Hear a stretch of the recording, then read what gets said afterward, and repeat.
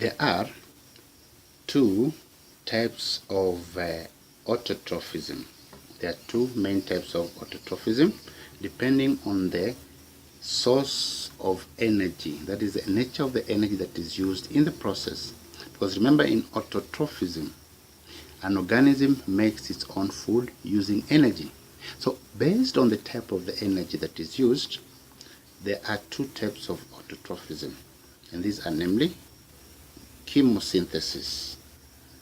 Now this, as the name suggests, refers to the synthesis of complex food substances from simple inorganic substances using energy derived from chemical processes.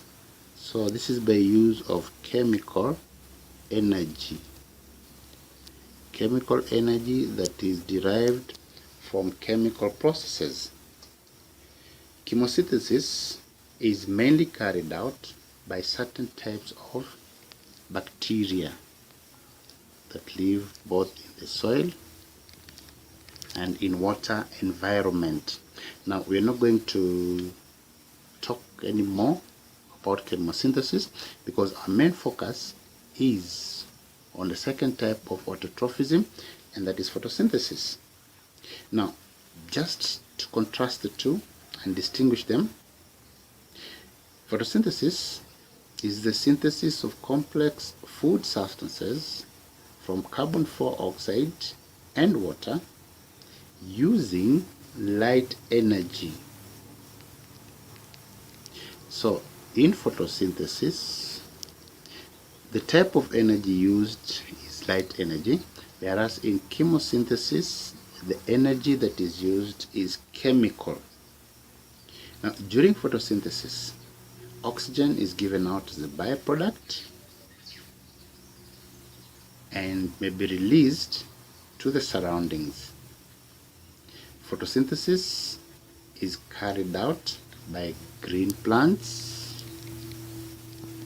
Mainly, these are the most common photosynthetic organisms.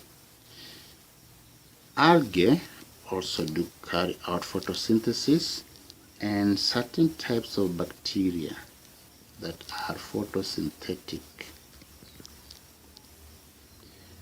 Now, for photosynthesis to take place, light must be absorbed. That is, light energy must be absorbed. And most of the organisms that carry out photosynthesis have the pigment chlorophyll molecule.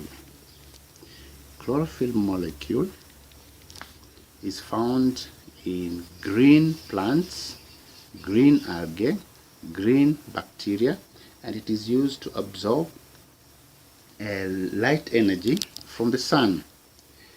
So all plants that are green in color are so because of the presence of chlorophyll that absorbs light energy. Now, photosynthesis is a very important process in nature. Photosynthesis as a process is very important to the survival of living organisms. So you can look at the importance of this process in nature. So the importance of photosynthesis in nature. Now, the first one is that through this process, complex organic substances are formed and which act as food. So it's a source of food to living organisms, both to the photosynthetic organisms and the other living organisms that depend on it. The second important point for photosynthesis is that it enables the removal of carbon dioxide. Removal of carbon dioxide that is released by respiring living organisms during respiration from the atmosphere. Accumulation of carbon dioxide in the atmosphere is dangerous to the environment or it will affect climatic conditions. So through photosynthesis, the carbon dioxide produced during respiration in living organisms is removed, and this prevents the accumulation of this gas in the atmosphere, which may lead to global warming as one of the serious effects of higher than normal levels of carbon dioxide. The third point of importance is that through photosynthesis, carbon dioxide that is used in the process and food is produced. Remember earlier on we had said that apart from the food substance that is formed, oxygen is also produced.